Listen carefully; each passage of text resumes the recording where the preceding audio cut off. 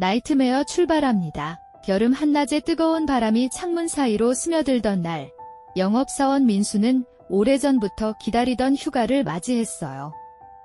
그는 누구보다 낚시를 사랑했고 혼자 조용히 시간을 보내는 것에서 큰 위안을 얻는 성격이었죠. 출발 전날 밤, 낚싯대와 미끼, 작은 가방에 담은 음식들을 차곡차곡 챙기며 내일 떠날 바다를 떠올렸어요. 하지만 문득 발밑을 내려다보니 단단히 묶었던 신발끈이 풀려 있었고 집안에서는 꺼져 있어야 할 에어컨이 낯설게 켜져 있었어요. 그 순간 등줄기에 알 수 없는 서늘한 기운이 스며들었지만 그는 대수롭지 않게 넘기고 다시 신발끈을 조여매었죠. 새벽길을 달려 도착한 선착장은 적막했어요. 멀리서 작은 통통배가 파도에 흔들리며 다가오는 모습이 보였죠.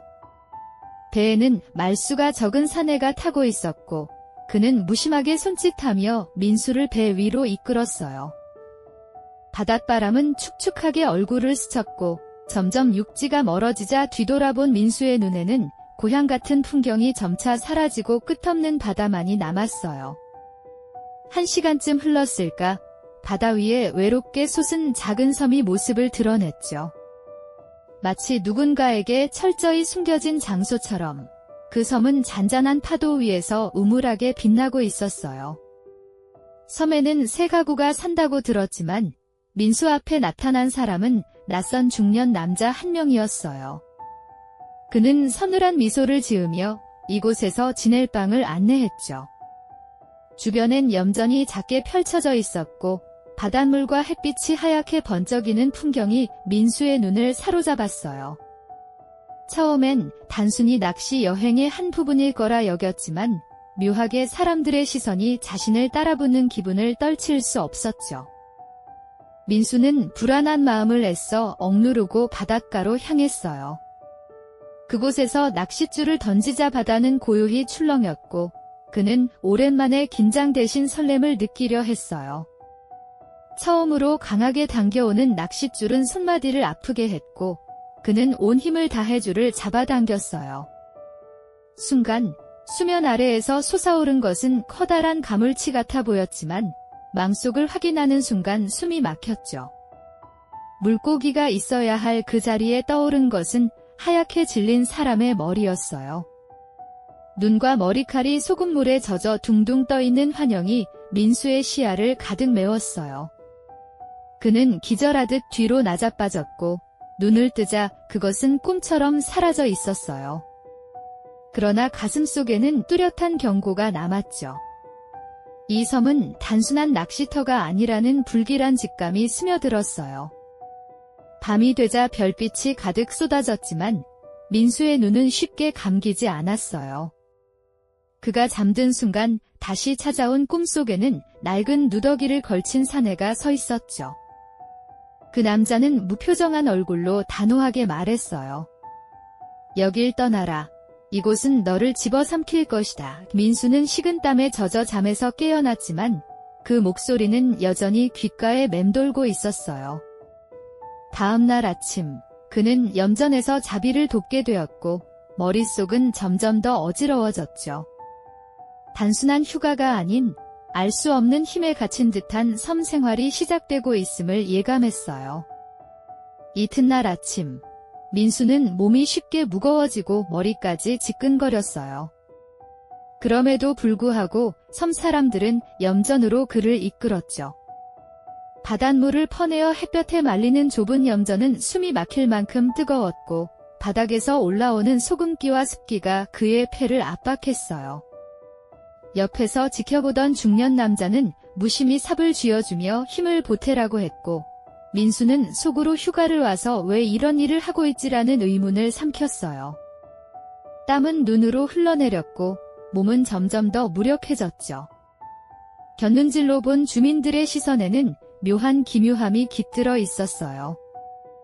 점심 무렵 다른 인부가 가져온 도시락을 함께 나눠 먹었어요. 하지만 음식은 이상하게 쓴맛이 났고 곧바로 눈꺼풀이 무겁게 내려앉았죠. 민수는 정신을 차리려 했지만 어느새 염전 한가운데에 쓰러져 꿈속으로 빠져들었어요. 그 꿈에서 다시 나타난 누더기 사내는 어두운 바다를 등지고 서 있었죠. 정신을 똑바로 차려라. 그렇지 않으면 너도 이곳의 그림자가 된다. 민수는 몸부림치며 깨어났고 곁에는 사람들이 무표정하게 자신을 내려다보고 있었어요. 아무렇지 않게 일상으로 돌아가는 그들의 태도에 민수의 등골이 차갑게 굳어졌죠. 밤이 되자 그는 집 앞마당에서 별빛을 바라보며 잠시나마 위안을 찾으려 했어요. 별들은 손에 잡힐 듯 빛났지만 그 아름다움조차 어쩐지 위장된 미소처럼 보였죠. 방 안으로 돌아가자 낯선 두 사람이 앉아 있었어요. 50대쯤 되어 보이는 남자들이었고 한 명은 다리 한쪽이 불편한 듯 절뚝였죠. 이들은 민수를 힐끗 쳐다보며 낮게 웃었어요. 그 순간 민수는 낯선 긴장감을 느꼈고 이 섬에 사는 사람들이 단순한 이웃이 아니라는 직감을 강하게 받았어요. 꿈과 현실의 경계가 흐려지는 듯 그의 의식은 서서히 피로와 공포에 잠식당했죠. 세 번째 아침, 민수는 거의 몸을 일으키지 못했어요. 목은 갈증으로 바싹 말라 있었고 머릿속은 계속 울렸어요. 집주인은 물을 권하며 억지로 마시라 했지만 민수는 끝내 거절했어요. 그러자 집주인의 얼굴에 잠깐 서늘한 그림자가 스쳤죠. 그날 저녁 식사 자리에서 또다시 물이 건네졌고 민수가 거절하자 분위기는 한순간에 얼어붙었어요. 침묵이 길게 이어지더니 이윽고 집주인의 입가에 낯선 웃음이 번졌어요. 이제는 속성을 써야겠네. 그 순간 민수는 자신이 결코 평범한 손님이 아니라 무언가에 갇힌 포로임을 깨달았어요. 그날 밤 지옥은 본격적으로 시작됐어요. 갑작스러운 구타가 이어졌고 민수는 이유도 모른 채 쓰러졌다가 다시 일으켜졌어요. 맞는 순간마다 몸은 무력해졌고 정신은 점점 흐려졌죠. 이후 그에게 주어진 일은 단순히 소금을 밀고 삽질을 반복하는 것이었어요. 그러나 그 노동은 소금을 만드는 과정과는 상관없는 무의미한 행위였어요. 왜 이런 걸 시키는 거지? 의문을 품을 여유조차 사라졌고 그저 지시에 따라 움직이는 기계처럼 변해갔어요. 민수는 자신의 의지가 조금씩 꺾여가며 이곳에 오래 머문다면 정말 노예가 되어버릴 것 같은 섬뜩한 두려움에 휩싸였어요. 며칠이 지나면서 시간 감각은 완전히 무너졌어요. 그는 자신이 몇 날 며칠을 지내고 있는지 알 수 없었고 손목의 시계마저 믿을 수 없었죠. 분명 섬에 들어온 지 나흘밖에 되지 않았는데 시계에는 일주일이 넘게 흐른 날짜가 표시돼 있었어요. 이 괴리감이 민수를 더욱 혼란스럽게 했어요. 현실과 꿈의 경계가 무너지고 섬이 그를 삼켜버리는 듯했죠.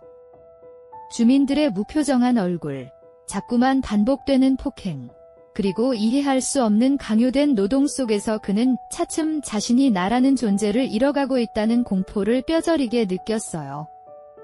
어느 날 그는 무심코 섬 뒤편으로 발걸음을 옮겼어요.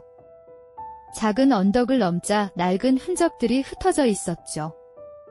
오래된 포대자루, 삭은 나무 판자, 그리고 바닥에는 오래전 버려진 듯한 동물 뼈들이 흩어져 있었어요. 그런데 자세히 보니 그것은 동물이 아닌 인간의 잔해 같았어요. 특히 햇빛에 반짝이는 금속 조각, 그것은 분명 치아 보철물이었죠. 민수는 온몸이 얼어붙는 충격에 사로잡혔어요. 이 섬은 단순한 고립의 장소가 아니라 누군가의 삶을 송두리째 삼키는 끝없는 함정이었음을 깨닫는 순간이었죠.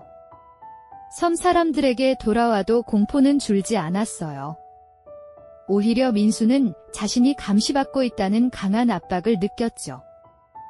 눈길만 돌려도 누군가의 시선이 뒤를 따라왔고 집안에 있어도 발자국 소리가 귓가에 맴돌았어요. 집주인과 인부들은 아무 일 없는 듯 행동했지만 민수는 그들의 속내가 철저히 숨겨져 있다는 걸 알 수 있었어요. 특히 식사 시간마다 권해지는 물과 음식은 의도적으로 그의 정신을 흐리게 만드는 듯 했죠. 몸은 점점 지쳐갔고 마음은 무너져갔어요. 조금만 더 버티다간 내가 이 섬의 한 부분이 되어버리겠다는 절망이 밀려왔죠. 그날 밤 다시 꿈속에서 누더기 사내가 나타났어요.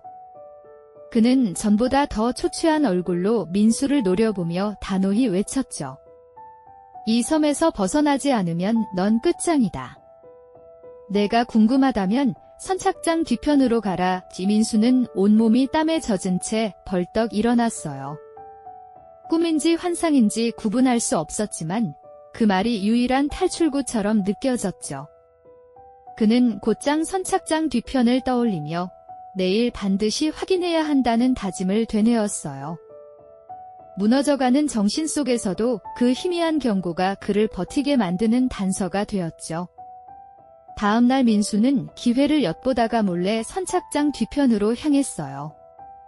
그러나 그곳에는 바람에 날려다니는 낡은 천조각과 버려진 도구들만 흩어져 있었죠. 그런데 땅 위에 희미하게 남아있던 것은 오래된 끌자국, 그리고 묶인 채 끌려간 듯한 흔적이었어요. 여기서 누군가가 사라진 건가? 그는 머릿속이 얼어붙는 기분을 느꼈어요. 순간 발밑에서 삭은 해골 조각이 드러났고 그 틈새에 박혀있던 부러진 안경알이 햇빛에 반짝였죠. 민수는 숨을 고르며 뒤로 물러섰어요. 더는 이곳에서 시간을 허비할 수 없다는 절박한 확신이 전율처럼 퍼져갔죠. 민수는 다시 집으로 돌아왔지만 이미 평정심은 무너져 있었어요. 주민들의 눈빛은 그를 향해 더욱 날카롭게 번뜩였고 작은 행동 하나에도 섬뜩한 긴장이 흘렀죠. 그날 저녁 식사 자리에서 집주인은 의도적으로 물을 권했고 민수가 거절하자 곧바로 불길한 웃음이 터져나왔어요. 이젠 속성으로 가야겠네. 말이 끝나자마자 의자는 뒤엎어졌고 민수의 몸은 무자비하게 얻어맞기 시작했어요. 그 폭력은 이유도 맥락도 없이 이어졌고 그는 숨이 막히며 쓰러졌다가 다시 끌려 나왔죠. 그 순간 단순한 손님이 아니라 이 섬의 새로운 희생양이 됐음을 직감했어요. 그날부터 민수의 하루는 철저히 파괴되었어요. 새벽이면 억지로 깨워져 염전으로 끌려갔고 해가 질 때까지 삽을 밀고 소금을 젓는 동작을 반복했죠. 하지만 그것은 실제 일을 위한 노동이 아니었어요. 그저 시키는 대로 굶지기는 훈련 같았죠. 몸은 점점 망가져갔고 머릿속은 뿌옇게 흐려졌어요. 시간이 지날수록 되라는 의문조차 사라져갔고 그는 스스로가 하나의 꼭두각시로 변해간다는 공포를 느꼈어요. 누군가를 위해 존재하는 삶이 아니라 그저 이 섬의 그림자로 길들여지는 악몽이 현실로 박혀들었어요. 며칠째 이어진 폭행과 강제노동은 민수를 극한으로 몰아붙였어요. 물은 언제나 약한 향이 섞여 있었고 밤마저도 그를 더욱 무기력하게 만들었어요. 눈꺼풀은 무겁게 내려앉고 다리의 힘은 점점 빠져나갔죠. 맞을 때마다 뼈가 울리고 쓰러질 때마다 귓가에서는 낮은 웃음소리가 들려왔어요. 그는 자신이 곧 바보처럼 변해갈 거라는 끔찍한 상상을 떨칠 수 없었어요. 조금만 더 버티다간 나는 진짜로 사람이 아닌 존재가 되겠구나. 그 절망은 육체의 고통보다 훨씬 깊은 상처로 파고들었죠. 그러던 어느 날 민수는 허름한 창고 안에 쓰러져 있었어요. 주변에는 포대자루가 쌓여 있었고 바닥에는 녹슨 목과 망치, 그리고 낫 같은 도구가 흩어져 있었죠. 순간 그의 머릿속에 불꽃처럼 스친 생각은 지게 마지막 기회일지도 모른다는 것이었어요. 그는 떨리는 손으로 망치를 잡아옷 속에 숨겼고 낫은 허리춤에 조심스레 끼워 넣었어요. 심장이 미친 듯이 뛰었지만 이대로 가만히 있다가는 결국 인간으로서의 존엄마저 잃을 거라는 절박함이 그의 두 눈에 불을 붙였어요. 예상은 틀리지 않았어요. 곧 세 사람의 발소리가 다가왔고 문이 벌컥 열렸죠. 낯익은 집주인과 두 인부가 무표정한 얼굴로 들어왔어요. 그들의 손에는 또다시 줄과 몽둥이가 들려 있었죠. 민수는 쓰러진 척 몸을 웅크리며 때를 기다렸어요. 순간 집주인이 고개를 돌린 그 찰나 민수는 숨겨둔 망치를 힘껏 휘둘렀어요. 묵직한 소리가 울리고 한 사람이 비명을 지르며 쓰러졌죠. 남은 두 명이 놀라 달려들었지만 민수의 눈빛은 이미 벼랑 끝에 선 짐승 같았어요. 두려움보다 살아야 한다는 본능이 그의 팔을 움직였죠. 격렬한 몸싸움이 이어졌어요. 한 인부가 손을 뻗어 제압하려는 순간 낫이 허공을 가르며 번쩍였어요. 날카로운 곡선이 살을 스치자 그 인부는 고통의 비명을 지르며 무릎을 꿇었죠. 또 다른 인부가 덮치려 하자 민수는 젖먹던 힘으로 망치를 휘둘러 그의 어깨를 강타했어요. 둔탁한 소리와 함께 몸이 쓰러졌고 남은 건 집주인뿐이었죠. 집주인은 처음으로 당황한 기색을 보였고 뒤로 물러섰어요. 그러나 민수는 그를 곧장 붙잡아 땅에 엎드리게 한 뒤 줄을 사용해 두 손을 묶어버렸어요. 상황은 순식간에 뒤바뀌었죠. 민수는 집주인을 붙잡고 선착장으로 향했어요. 숨이 차오르고 머리는 어지러웠지만 지금 놓치면 다시는 기회가 없을 거라는 절박함이 그를 이끌었죠. 그는 낫을 집주인의 목덜미에 대며 육지로 가라, 아니면 여기서 끝이다라고 속삭였어요. 집주인은 두려움에 휩싸여 배 시동을 걸었고 작은 어선은 파도를 가르며 움직이기 시작했어요. 그러나 바다는 결코 호락호락하지 않았고 민수의 의식은 다시금 비몽사몽으로 흔들렸어요. 여기서 잠들면 죽는다. 스스로를 채찍질하며 그는 필사적으로 눈을 부릅떴죠. 멀리 육지의 불빛이 아른거렸을 때 민수는 다시 한번 집주인을 압박했어요. 방향을 틀 생각도 하지 말라고 낫을 더욱 깊숙이 밀어붙였죠.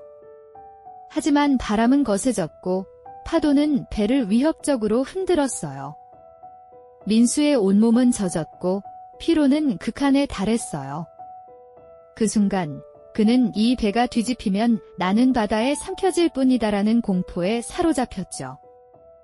러나 육지가 눈앞에 다가왔음을 느낀 순간 그의 발걸음에는 마지막 힘이 솟아났어요. 살아야 한다는 단 하나의 갈망이 그의 몸을 버티게 했죠. 배가 육지와 가까워지자 민수는 더 이상 집주인을 데려갈 이유가 없다고 판단했어요. 그는 낫을 목에 밀어붙인 채 차갑게 속삭였죠. 여기서 끝내겠다. 곧 집주인을 바다로 내던졌고 몸부림치는 그의 모습은 파도 속에 삼켜졌어요. 민수는 떨리는 손으로 키를 붙잡고 가까운 해변으로 배를 몰았어요. 파도가 옆구리를 세차게 때렸지만 끝내 배는 모래사장에 걸렸고 그는 비틀거리며 바닷물 속을 헤치고 뛰어내렸어요. 그 발걸음은 무겁고 숨은 거칠었지만 분명 육지의 냄새가 스며들어 있었죠. 민수는 가까스로 자신의 차가 있던 주차장까지 달려왔어요. 거울에 비친 모습은 온몸이 찢기고 옷은 누더기가 된 몰골이었죠. 그것은 꿈속에서 보았던 누더기 사내의 형상과 똑같았어요. 그게 결국 내 모습이었나. 섬에서의 기억은 악몽처럼 뒤엉켜 있었지만 현실에 돌아왔다는 감각만은 확실했어요. 그는 차 안에 몸을 던지듯 들어가 시동을 걸었고 눈가에는 눈물이 고였죠. 나는 살아서 돌아왔다. 하지만 저 섬에 갇힌 또 다른 누군가는 민수는 끝내 말을 잇지 못한 채 핸들을 움켜쥐었어요.